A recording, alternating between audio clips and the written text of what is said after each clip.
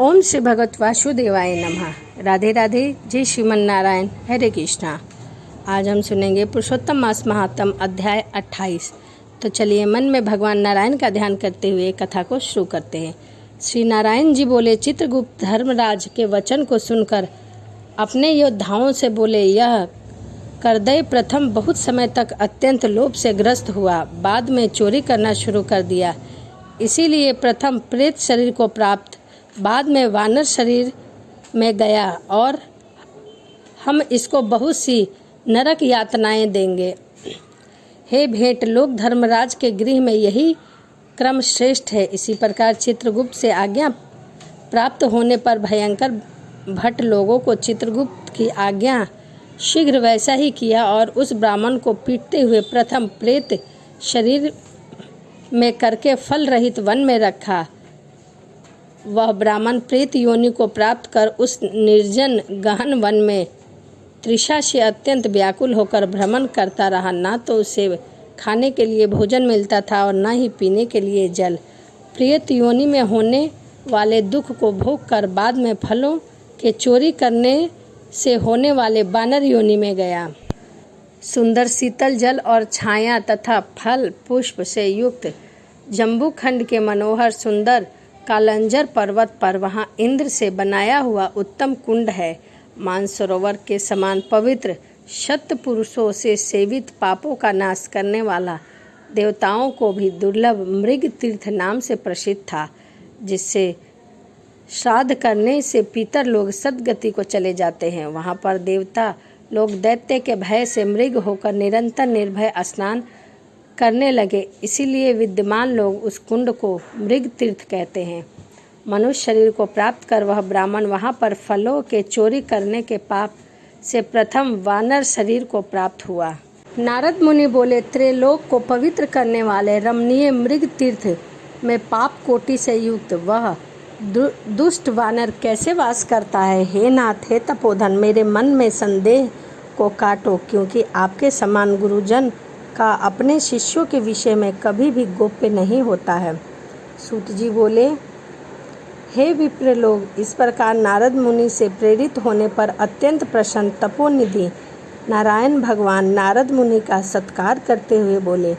श्री नारायण जी बोले, कोई चित्र कुंडक नाम का महान वेश्या था। पति व्रत धर्म से परायण तारका नाम की उस वेश्या की स्त्री थी। उन दोनों में भक्ति में पवित्र श्री पुरुषोत्तम मास का व्रत किया। जब श्री पुरुषोत्तम मास का व्रत करते उन दोनों का श्री पुरुषोत्तम मास बीत गया। अंतिम वाले दिन के आने पर स्त्री के साथ हर्ष से युक्त श्रद्धापूर्वक चित्र कुंडक ने उद्यापन किया। पुरुषोत्तम मास के उद्यापन विधि करने के लिए वेद और वेद्यांग को जानने वाले गुणी स्त्री सहित ब्राह्मणों को बुलाया। हे नारद, वहाँ पर धन के लोभ से कदर्य भी आया। उद्यापन विधि के पूर्ण होने पर चित्रकुंडक ने बड़े दानों से उन सत्यपतिक ब्राह्मणों को प्रसन्न किया। उन समस्त ब्राह्मणों के प्रसन्न होने पर भूयसी दक्षिणा को दिया। उस दी गई भूयसी दक्षिणा से प्रसन्न अन्य सब ब्राह्मण गृह को गए, परंतु अत्यंत लोभी कदर्य उस वेश्या चित्रकुंडक के सामने रोता हुआ खड़ा हो गया और विनय से नम्र होकर गदगद वाणी से बोला, हे चित्र कुंडक, हे वेश्या, हे भगवद्दिक के सूर्य, आपने पुरुषोत्तम मास का व्रत विधि से अच्छी तरह किया है। इस तरह पृथ्वी तल में कहीं पर किसी ने नहीं किया। आप कृतार्थ हो, सर्वथा भाग्यवान हो, जो तुमने परम भक्ति से पुरुषोत्तम भगवान का सेवन किया है। तुम्हारे पिता धन्य हैं और तुम्हारी पतिव्रता माता धन्य है, जिन दोनों ने तुम्हारे समान हरिवल्लभ पुत्र को जन्म दिया है। यह पुरुषोत्तम मास धन्य से भी धान्य है, जिसके सेवन मात्र से मनुष्य लोक से परलोक का फल को प्राप्त करता है। हे विपेंद्र, तुम्हारी इस पूजा को देखकर मैं चकित हो गया। तुमने बहुत बड़ा काम किया है, इसमें कोई संदेह नहीं। हर्ष से दूसरे ब्राह्मण को भी बहुत सा धन देकर उन्हें विदा किया। चित्रगुप्त वेश्या के कदर्य को धन दिया। धन देने के बाद वह प्रसन्नतापूर्वक चला गया। वहाँ पर कदर्य ने पुरुषोत्तम की बड़ी पूजा देखी और धन के लोभ में पुरुषोत्तम मास की प्रशंसा की, पूजा के संदर्भ महात्म से और पुरुषोत्तम भगवान की स्तुति से तथा धन का लोभ होने पर भी मृग तीर्थ को आया। सूत जी बोले, दर्शन से स्तुति से धन्य के लोभ करने से भी दुष्ट वानर को उत्तम तीर्थ का सेवन हुआ है। द्विज लोग श्रद्धा से आदर पूर्वक पुरुषोत्तम देव के दर्शन और स्तुति के तत्पर सब पथिक से पुण्य क्या क्या कहना। नारद जी बोले, हे ब्राह्मण, सुंदर वृक्षों से शोभित सुंदर शीतल जल वाले मनोहर घनी छाया वाले वन में रहने का कारण क्या है, सो आप मुझसे कहिए। श्री नारायण बोले, हे नारद, हे अनध, तुम सुनो। सुनने की इच्छा करने वाले तुमको मैं कहूँगा। इसमें कुछ कारण है जिसके श्रवण से पापों का नाश हो जाता है। जब समस्त और अर्थ फल देने को दाता दशरथ के पुत्र श्री रामचंद्र जी ने समुद्र में सेतु बांधकर दुष्ट रावण का नाश किया, उन रामचंद्र जी के विभीषण को छोड़कर बाकी समस्त राक्षसों का वध कर दिया गया। अग्नि की परीक्षा कर सीता को ग्रहण किया। ब्रह्मा, शंकर, इंद्र आदि देवता रावण के वध से प्रसन्न होकर बोले, हे राम, तुम वर को मांगो। ऐसा कहने पर भक्तों को अभय देने वाले श्री रामचंद्र जी बोले, हे देवता लोग, यदि इस समय वरदान देना है तो सुनो। यहाँ पर राक्षसों के शूर वानर मारे गए हैं। उन्होंने हमारी आज्ञा से अमृत वृष्ट कर शीघ्र जिला दो। तथा अस्तु, यह कहकर ब्रह्मा, शंकर, इंद्र आदि देवता ने अमृत की वृष्टि करके वानरों को जिला दिया। तदंतर वे जयशाली समस्त वानर जीवित हो गए और चिरकाल तक शयन कर उठे हुए के समान देखने आए। श्री रामचंद्र जी चारों तरफ बैठे हुए समस्त वानरों के साथ पुष्पक विमान पर सवार होकर प्रसन्न मुख कमल वाले सपत्नीक श्री रामचंद्र जी बोले। श्री रामचंद्र जी बोले, हे शीघ्रयु, हे हनुमान, हे तारात्मज, हे जामवत, वानरों के साथ आप लोगों के मित्र का समस्त कार्य किया है। आप लोग उन वानरों को आज्ञा दो जिन्होंने यहाँ आप लोगों की सहायता की है। अपनी इच्छा के अनुसार जंगल में जाए।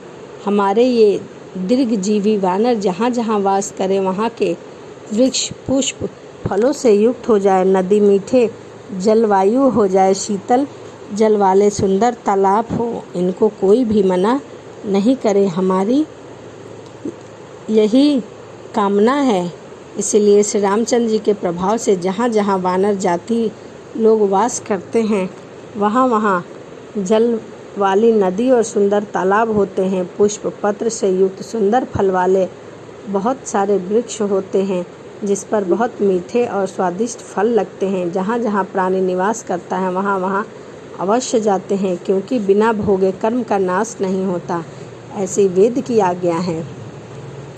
श्री नारायण बोले, फिर वहाँ पर यह लालची वानर पर्वत के समान बढ़ता हुआ भूख प्यास से युक्त पीड़ित चंचलतावश वृक्षों से उत्तम फल को तोड़कर मुख के पास ले जाकर बहुत से फलों को जमीन में गिरा दिया करता है। वहाँ वानर पीड़ा के कारण कहीं भी एक स्थान पर बैठने में असमर्थ रहता है। एक वृक्ष से दूसरे वृक्ष पर जाता है। मृत्यु को सुख देने वाला मानने लगा। किसी समय पृथ्वी पर गिर पड़ा और अत्यंत दुखित होकर विलाप करने लगा। शरीर के टूट जाने से जलहीन मछली के समान तड़कता फड़कता हुआ रुदन करने लगा। थिथिल शरीर वाला मुख वाला वह वानर भूख और प्यास से पीड़ित हो गया। उसके समस्त दांत मुख रोग से पीड़ित होकर गिर गए। पूर्व जन्म के कृत पाप से इस तरह दुख को प्राप्त हुआ।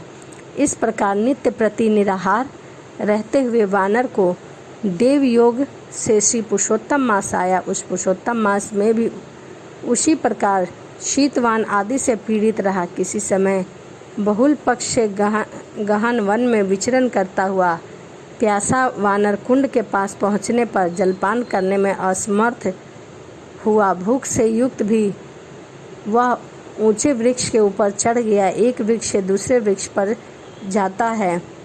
वह इतना निर्बल निथिल प्राणवान कुंड के तट भाग में गया। इस प्रकार आभूषणों से भूषित दिव्य देह को प्राप्त किया, जो नीलकमल के दल के समान स्वान वर्ण करोड़ों कामदेव के समान सुंदर चमकते हुए, रत्नों से जटिल किटीरधारी सुंदर शोभमान कमर में रत्नों से जटिल मेखना वाला माना गया। उसी समय शीघ्र वहाँ वैष्णवों से युक्त विमान आया, जिसमें भेरी मृग वीणा का महान शब्द हो रहा था और वेदनाओं का नाच हो रहा था। गंधर्व किन्नर सुंदर गान कर रहे थे।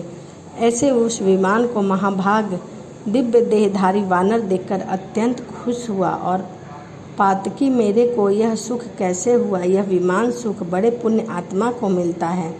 इसके बाद कोई देवतागण उसके ऊपर चंद्रमा के समान श्वेत छत्र को धारण करते हुए, कोई 2 अप्सराओं हर्ष से उसको दोनों तरफ से चामर डुला रहे हैं। कोई पान हाथ में लिए खड़ा है, उसके सामने अप्सराएं नृत्य कर रही हैं। गंगा जल से भरी हुई झाड़ी को लिए खड़ी है, कोई उसके सामने गान बजान कर रहा है। इस प्रकार वह वैभव को देखकर चित्र में बने हुए के समान निश्चल हो गया। यह क्या है? मुझ दुष्ट पातकी को यह पुण्य किस प्रकार मिला? मेरा कुछ भी पुण्य नहीं है जिससे मैं श्रीहरि भगवान के परम पद को जाऊं। श्री नारायण बोले। इस प्रकार तर्क करते हुए कदर्य के सुख का बहुत बड़ा खजाना दिव्य विमान को सामने देखकर आश्चर्य किया। इसके बाद हरिभट्टों से उस कदर्व का हार्दिक अभिप्राय जानकर उसके सामने विनयपूर्वक हाथ जोड़कर उनके चरणों में नमस्कार कर वानर शरीर को त्यागते हुए वह सुंदर वचन कहा। इति श्री बृहद नारदीय पुराणे अध्याय 28 समापन। श्री हरि शरणम। पुरुषोत्तम मास महात्म अध्याय 28 से ही समाप्त होता है। चलिए मिलते हैं अगली वीडियो में पुरुषोत्तम मास महात्म अध्याय 29 में। तो चलिए मिलते हैं अगली वीडियो में। राधे राधे। जय श्रीमन नारायण। हरे कृष्णा।